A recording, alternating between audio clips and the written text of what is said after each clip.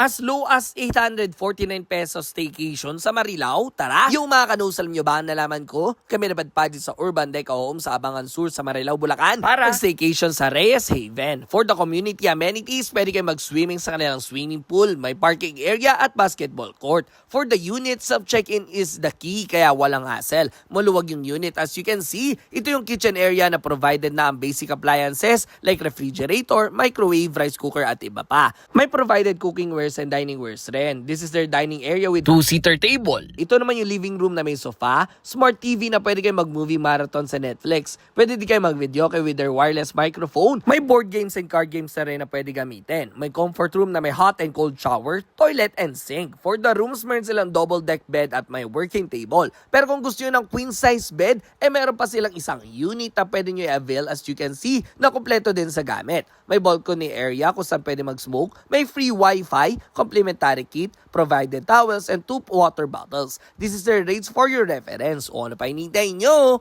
Tara dito sa Reyes Haven sa Marilao, Bulacan. Let's go!